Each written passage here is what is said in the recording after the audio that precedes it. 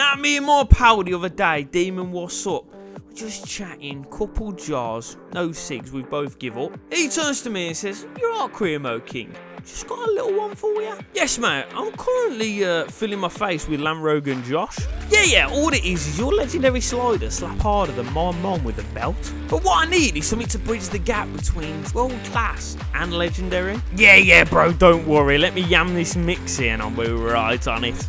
6.5 hours later. Oh, shit, yeah. I need to message my mate.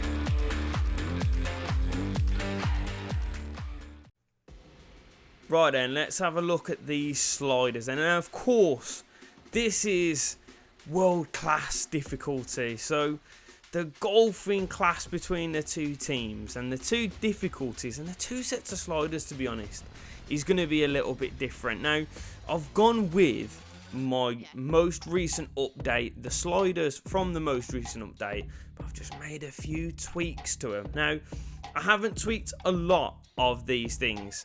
I haven't tweaked a lot of the sliders. I haven't played with them too much. But I think the difficulty that we've got it set at, and with the sliders and the little bit of changes that we've made, we can make this difficulty just that little bit extra.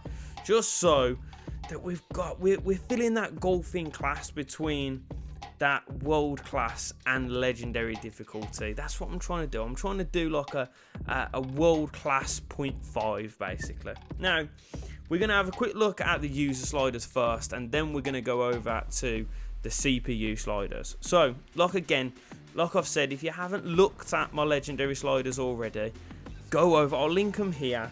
Just go and have a look at them, because they're very similar, and like I said, only slight changes. Now, the first slight change is going to come here with the shot error. Now, I've got two ways in which you can change this. Now, with the help of some of the gameplay settings, we can adjust this a little bit. So I'm going to say that we put the shot error up by 2. So in my original sliders it's 62, we're going up to 64. Now, if you're going to play with precision gameplay settings, which is in the settings there, shot assistance, if you're playing with precision, we'll go with the +2. But if you're not playing with the precision, I'm going to say shot error, stick it up another 2 to 66. Okay, so it's 64 if you're playing with precision, which I'm leaving it as we are here. But if you're not, and you're playing with assisted shots, stick it up to 66. Again, just adds that little bit of extra error. 9 times out of 10 your shots are going to be good, but it's just adding that little bit of error. But we're going to go back to 64 because we're sticking with the precision shooting. Now, pass error. In my other video, it's 49. We're sticking it up by 2 again to 51. Okay, so again, remember, this is world class, not legendary. The other team is going to be a little bit easier to play against. So our pass error is going to be a little bit more, okay? Some of our passes more frequently are going to be going off target, okay? Shot speed, we're keeping exactly the same. We want the gameplay to feel very similar. We want our teams to set up in the same way. But again, it's just these minor tweaks, and we'll see some of the minor tweaks in just a second. But the shot speed, I'm happy with. I think it still works. And that's what we're keeping, and we're keeping it with the same for the CPU as well. Pass speed then, we're knocking this down by 1. So in the other video it was 42, we're knocking it down to 41. Again, just slowing the play down a little bit, slowing our play specifically down, okay? The CPU, they will have a few nippier passes and things like that, and their players might be able to knock the ball around a little bit better. But for us, a little bit slower, a little bit more methodical, and maybe potentially a few of these passes going left, right and centre. But that's just going to add to the difficulty and bridge the gap between those two difficulties that we're looking at, okay? Now, all of the rest of this stuff is going to be very similar. So injury frequency, very high, but the injury severity is going to be quite low. So 83 and 25 for both of those. Keeper ability for us, we're staying the same, 51. I think it's a nice middle ground, especially the way the game's playing at the minute, especially after the most recent title update. I think the keepers are okay. Our keepers specifically are okay. We might see a little bit of a change in the CPU sliders for the goalkeeper settings in a second. Position marking, I'm sticking with 50 for me. I think at the moment our players they're not too far away, but they're not too close, allowing the other team to spin us and just run off us basically. So it's looking good. In run frequency, 35, sticking it the same. Again, I think they're making some decent runs. If we want, and I always think about my wingers, my wing backs and things like that, you can tell them to bomb on, you can tell them to stay wide, you can tell them to get in behind everyone and increase their run frequency anyway. I don't particularly like doing it in the sliders, so I think 35 is good. They're still going to make those runs, but I can specifically tell them to make those runs if I want them to. Line height, again, I've gone over this in my other video, but line height being 60, I like the fact that we can play those through balls. We can also play the balls over the top as well, and it gives us that opportunity for a few of the one-on-one situations, which I like, to be honest. And in this game, you might see some of the highlights just behind this video as it's going on. I played a game against Chelsea, and oh my god, it was an absolute cracker.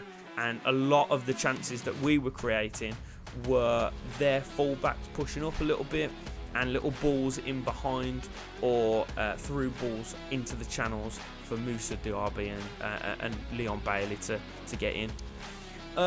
Line length then, so how compact and how stretched. Again, this is not really changing. We're sticking it the same. I like the way that the team's quite compact. It doesn't give you a load of time in midfield. Again, kind of simulating the real world Premier League football. Line width, again, how stretched they are in the pitches. I like my teams quite stretched, but I also like my centre backs and my centre defensive midfielder to kind of pack that midfield, so I can change that specifically. So I think 51 is a nice little bit of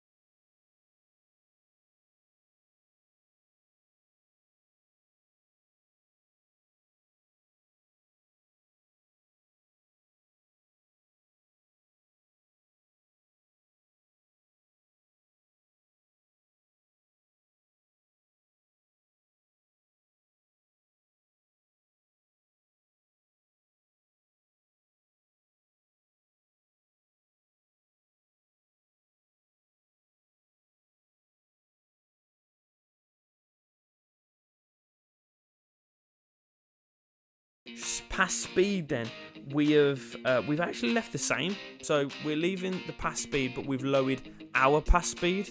So they will still be kind of passing and moving and things like that. Again, I don't like the game too quick.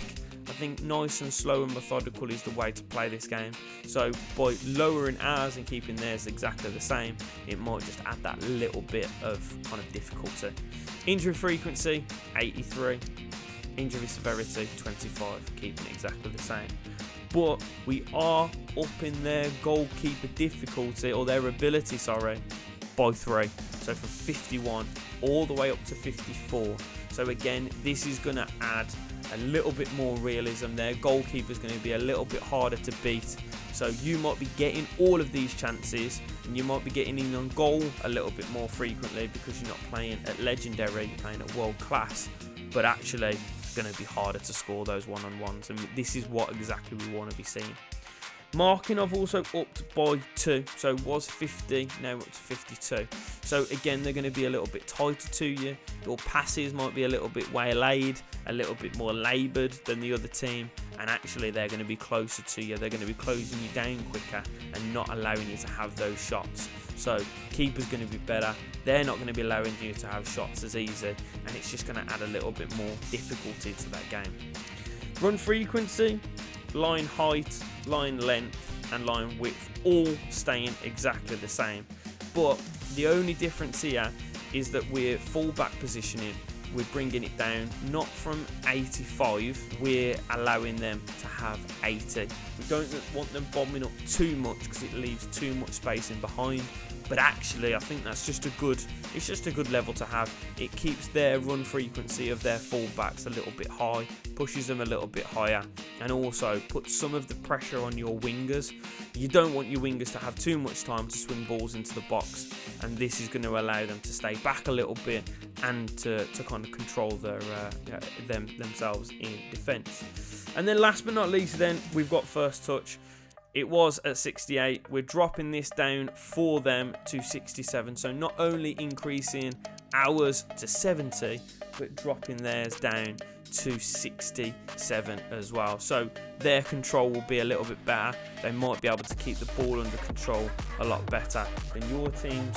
But actually, remembering, it's not legendary difficulty, it's world class. So you should be able to dominate the games. You should be still able to put some passes together and with your first touch control balls, but you might not be able to take them at a running speed or on the turn as you normally would. You might have to stop, control the ball and then turn. So slows your game down a little bit, adds that little bit more challenge. But that's your 2 sets of sliders then, so the user sliders and the CPU sliders.